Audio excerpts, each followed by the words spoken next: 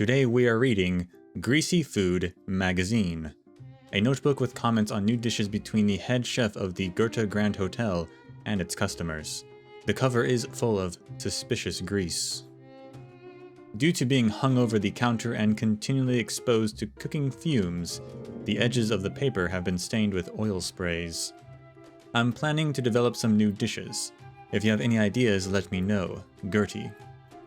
New item of the week, wild herb soup. Customer comments. Comment 1. Looks kind of bad, it's all goopy and stuff, so it turned me off a bit. Dawn. Comment 2. It's called wild herb soup, but it's actually moss from the cave. The texture is refreshingly nice. The moss is cooked to the point of melting in your mouth, and it took on the broth's sweet and sour taste. It's hearty but not heavy. Such a wonderful palate cleanser. I do agree with the comment above though. Maybe change the name or other customers may complain. Saunders. Chef's response. Understood. I'm okay as long as its taste is good. I'll think of a new name, but because the moss supply is not stable, I'm not even sure I want to put it on the menu. New item of the week, iron pot braised olm. Customer comments. Comment 1. Did you get the iron pot from some decommissioned machines? It's cleaned, but some of parts of the edge is still a little rusty. It kills my appetite a little. Dawn. Comment 2. I can't blame Dawn for being fussy. The gravy was nicely done, but I got burned a few times by the metal while trying to eat it. Gertie, is there a reason you insisted on using the iron pot? Please consider switching to a different container. Saunders. Chef's response. I apologize. I recently read in an old cookbook that iron pots are perfect for simmered soups and stewed dishes because they can maximize the deliciousness of the food itself. Let me think of how to improve on it. I'm so sorry that it burned you. New item of the week, improved iron pot braised olm. Customer comments. Comment 1. The addition of crust is interesting, makes the tin can look much classier. Gertie, will you decorate the crust? Dawn. Comment 2. Is that crust added on top of the iron pot? The only weak spot of the dish has now become its feature. The crust is warmed by the residual heat until it is crispy, coupled with the tender olma meat dipped into the gravy in the pot. I dare say this can be the restaurant's piece de resistance, just from this little tweak. Saunders. Chef's comment. Dawn, stop asking, I said no. Even if you ask me 10,000 times, I will not decorate the crust. Saunders, thank you for your constructive criticism. If it wasn't for you, I might not have realized the overheating issue with the pot. This dish will start being on the menu tomorrow onward. If you're coming over to eat, it's on the house, no worries. New item of the week. Candied mushrooms with pepper. Customer comments. Comment 1. Appetizing but not filling enough. It's not even large enough to get stuck in my tooth gap. I had to go home and have about 6 pieces of rye bread. Dawn. Comment 2.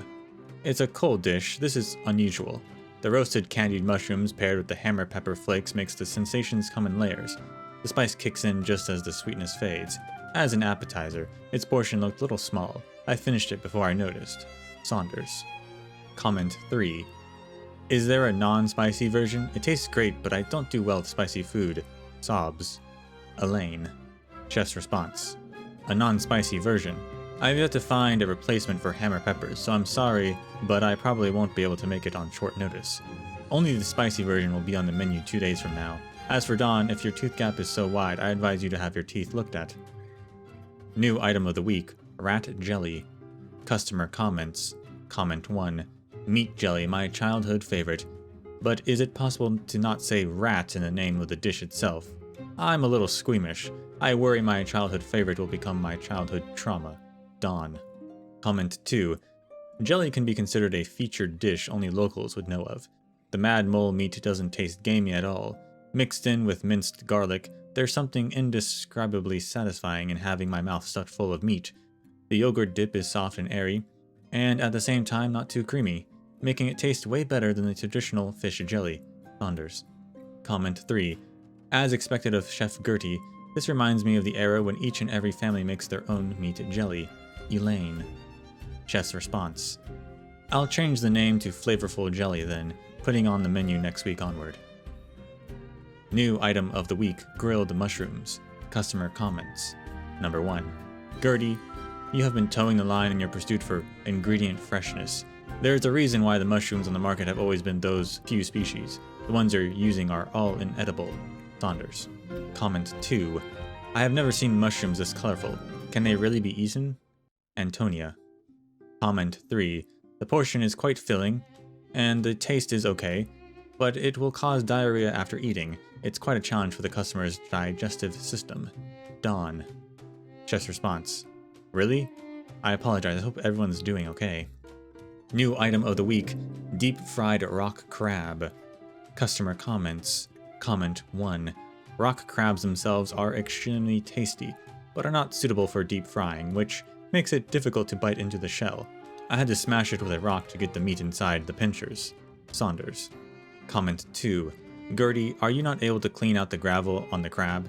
The tiny rocks coated the shell and are pretty much indistinguishable from the shell after deep frying. It almost cracked my teeth while eating. Antonia. Chef's response. The seller told me not to wash it too well or some of the freshness would be lost when cooking it. I have yet to master the balance of this, so I do give my apologies, however late it is.